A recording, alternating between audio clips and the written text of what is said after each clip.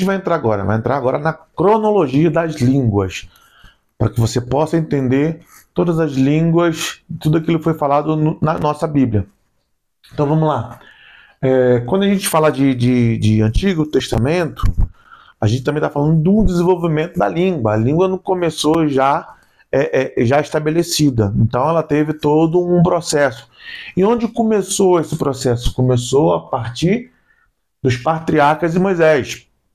Nessa época se falava o hebraico antigo, também chamado de hebraico paleo-hebraico, né? Se você for estudar o hebraico, você vai ver que muitas palavras ainda eram formas, o cumiformes, como os hieroglifos no Egito. Então, o hebraico ele era assim. E no desenvolvimento do povo hebraico, no desenvolvimento da comunidade hebraica, quando foram fundados os reis e os profetas, e quando começou a comunidade se firmar como uma cidade grande, e aí nasceu os escribas, nasceu as escolas dos profetas, e aí sim eles começaram a falar o hebraico clássico, que é o que a gente hoje conhece quando a gente vai estudar a língua hebraica bíblica, que a Bíblia, claro, também a língua hebraica bíblica é um pouco diferente do hebraico moderno. O hebraico moderno, por exemplo, não usa os pontos vocálicos que antigamente era usado. Então, a gente, passando na nossa cronologia das línguas, depois do hebraico antigo, onde os patriarcas e Moisés, a gente começa a falar agora do hebraico clássico, onde os reis e os profetas se desenvolveram a língua. O que acontece nesse período? Você deve conhecer, os reis começam a fazer besteira, começam a errar, e aí Deus manda o povo para o exílio. Então o povo vai para o exílio, em uma outra terra. Quando eles voltam dessa terra, a língua muda. Começa a se falar o aramaico. Se você for no livro de Esdras e Neemias, vai ter uma reunião, né? E a Bíblia vai dizer o seguinte: e Esdras começou a falar em língua hebraica. Por quê? É uma língua que estava muito restrita aos sacerdotes, estava muito restrita àqueles que estavam mais relacionados com uma religião, mas o povo em si já não falava mais hebraico, falavam em aramaico. O que acontece nesse período? Eles começam a fundamentar as escolas, por isso que você no Novo Testamento você vai ver escola farisaica, escolas da Mishnah, você vai ver a escola de Hallel, a escola de líderes da época. Por quê? Porque agora eles começam a se fundamentar em escolas.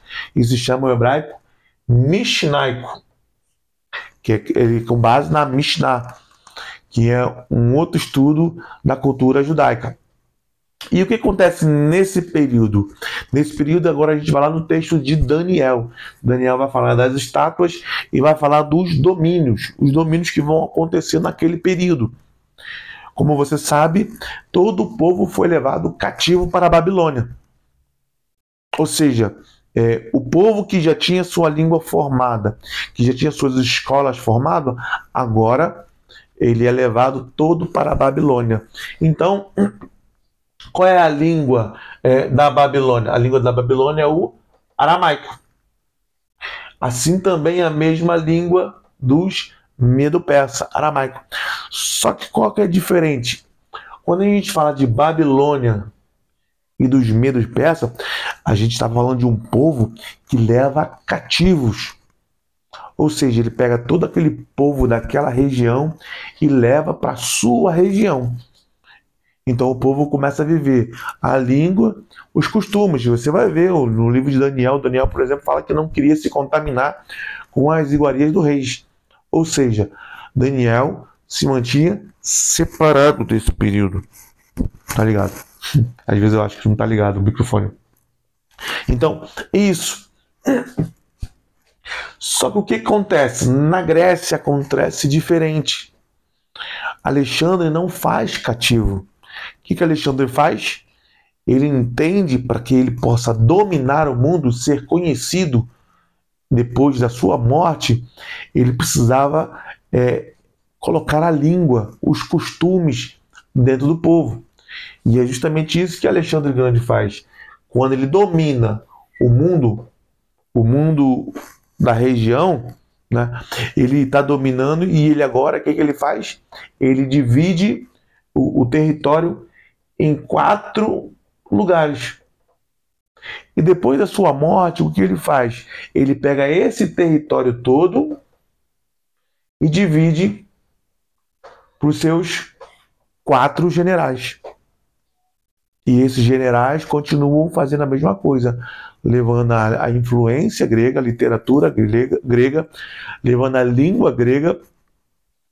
Em todo esse movimento, se você for ler o livro de Macabeus, ele vai explicar justamente o que acontece nesse período. Esse aqui que dominava o Egito começou a querer fazer guerra contra esse. Esse aqui começou a fazer guerra contra o Egito.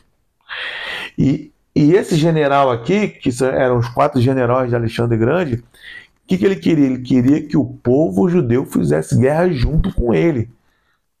Então, o que ele tentou fazer? Ele tentou modificar toda a cultura judaica.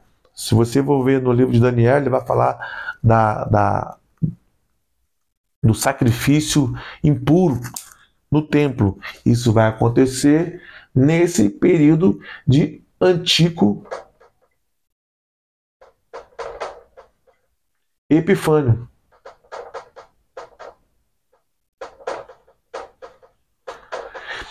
Ele que tenta fazer esse sacrifício no templo. Então se levanta os Macabeus, é uma família, para começar a combater essa dominância grega desse general. E o que acontece nesse período? Roma já está dominando, Roma já está vindo dominando todas as coisas. Então o povo Macabeus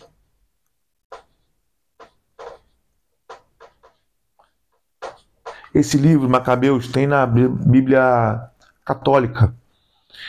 É um livro histórico, é muito bom de entender, porque você vai entender o que aconteceu nos 400 anos intertestamentário, que é o período em que não há escrita, não há nada falado, né? Alguns dizem que Deus se calou. Não, Deus não se calou, Deus continua falando, mas da sua forma de falar. Então, nesses 400 anos acontece essa divisão. Cada general de Alexandre o Grande, ele conquista um território. Antíoco Epifânio fica com o território ali da Judéia. Ele começa a querer impor os seus costumes, não só costume da língua, mas também dos deuses.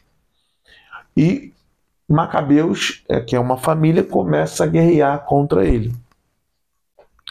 E aí a língua continua, mas a adoração a ídolos não é finalizada. Você vai ver ao longo do livro de Macabeus. Só que o que acontece nesse período? Eles começam a perder a guerra. Então o que eles fazem? Eles vão até Roma. Eles enviam uns emissários a Roma, pedem ajuda de Roma para proteger a Judéia. Roma já está vindo dominando todo o território. Roma começa a cuidar do território judeu. Uma vez que já estava estabelecido o tributo, e eles já pagavam o tributo para Antíoco Epifânio, que era um general helênico da Grécia, Roma só instituiu o seu tributo e a sua sistematização tributária.